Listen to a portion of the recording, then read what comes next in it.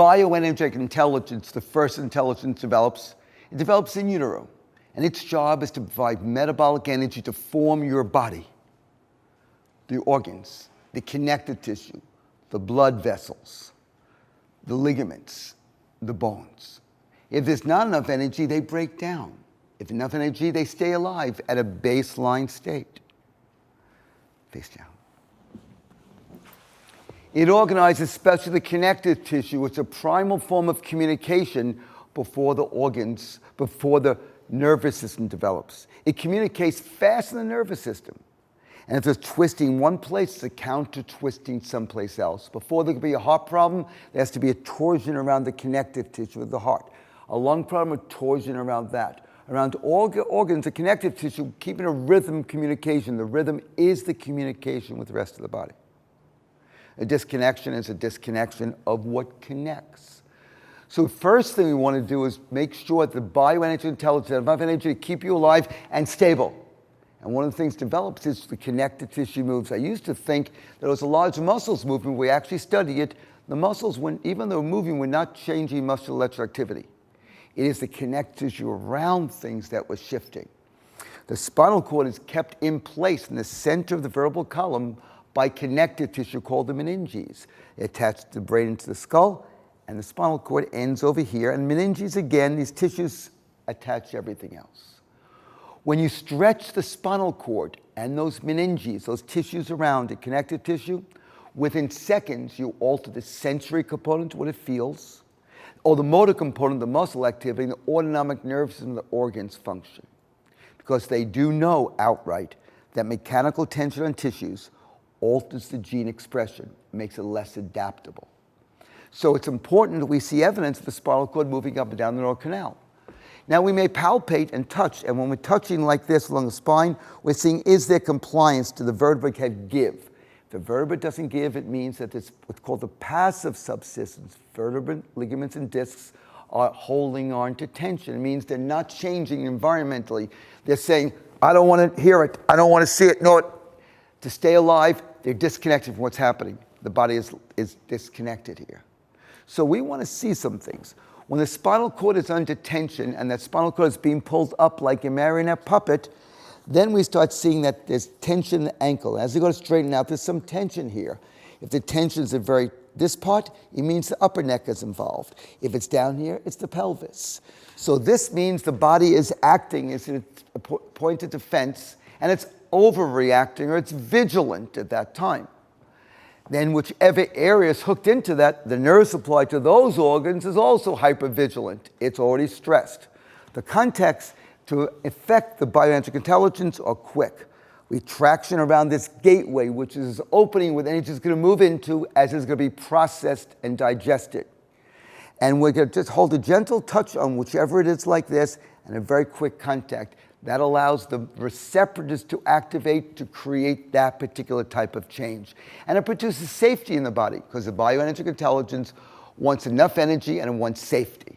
I have to first feel it, though, and see what's going on. Even if the assessment says do this, if the body says it's not the time, we go to the next thing. It's why I know what I see has to happen, but what's the timing this body wants?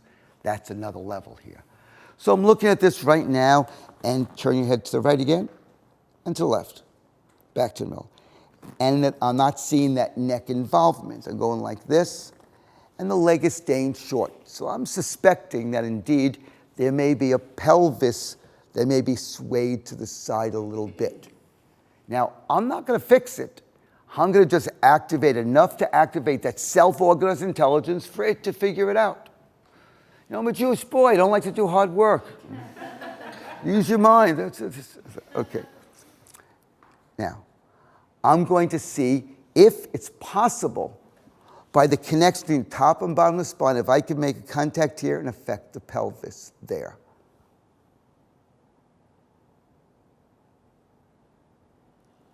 And watch what's happening. This is actually, I'm finding the exact spot in the way, and here we go. And you're seeing this between the skull and the upper neck is starting to move here. That's happening first.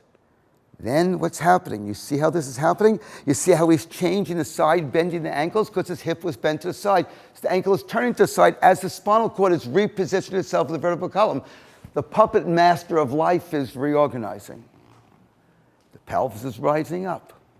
This is the connective tissue that's actually affecting it through the spinal cord. It's moving up and down the vertebral column on its own. This is part of these strategies where system learns, and that is happening in a way that only his body knows how to do. It's his wave, and he's getting information that's been disconnected. And right around this area here is his quicksand. That's where energy goes in and nothing comes out. I'm going to come in here, and I'm going to find this a source of energy to further that right here. Watch what happens. I'm going to affect the upper neck there. When that skull and first vertebra shifts, watch what happens right down here.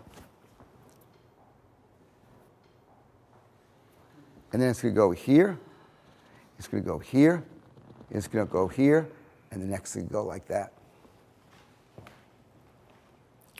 And that's a torsion pattern for the entire body, that it's self-organizing. I mean, there is innate intelligence. And if it's innate and it's intelligent there, it's going to do it. My perception is when someone's alive, they should look alive.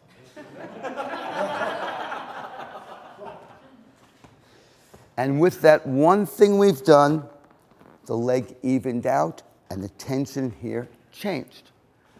This is the bioenergetic intelligence and addressed to network care in level 1 of care. And every time the system gets to another level of complexity, we want to come back and refine it again like this.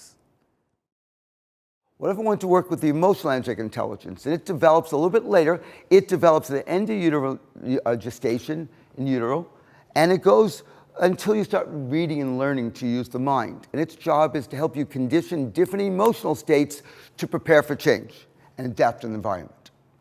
When it happens to do this, I have to hold a little deeper and longer so messages keep converging onto a certain area, and that results in a stretch response. Because the greatest concentration of chemicals in motion in the spinal cord, get this. In the spinal cord, we have the highest concentration of emotions. So as the signals come up the spine, and they have to make another synapse, a jump to here, before it goes to the brain, whatever emotions you habitually have, and that's going to change the signal. So the brain does not receive what's happening. It receives how you've emotionally felt about that vibration in the past. It's already changed before it gets to the brain. So if you want to change your emotion, you have to change the spine. You have to get more energy pumped through the system, which changes the function of it. So now I'm going to go here and go check this. Oh, we got a juicy one here. Watch this. See more of a stretch response here. And I'm holding it. And I'm taking the energy of this chord. Each phase is like a chord, a musical note. That vibration of this phase is here, it skips here, and it goes in here. So as I'm doing this, you're going to start seeing the spine starting to stretch those areas, take energy that's been disconnected and say, it's time to come home, it's time to come home, I'll give you my gifts. So it's having energy that's bound up and information, it's used as the fuel for change. And you can feel some emotional something happening here. I'm going to get in here now, and I'm going to take the energy that's disconnected and direct it into that spinal gateway, which is what's happening right there.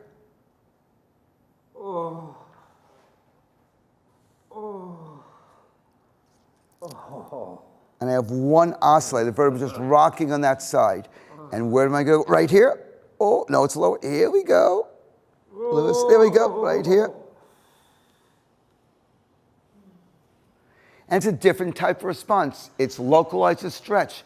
That's activating the emotional energetic intelligence, which is associated with the long muscle of the spine, the postural muscles, the immune system, and the emotional system. And it's coming online. We want to make sure that's happening after the system has enough energy to be stable. Now it's time to change. We understand this. And that affects the tendons. So many people have problems with tendons, and they go to fix it or massage it or whatever it is. I want the organizing wisdom to figure out what to do with it. It made the body, let it figure it out. I'll just say, hey, we'll find a way to hold a particular contact to access that response. These specific responses never occurred consistently until we started developing it.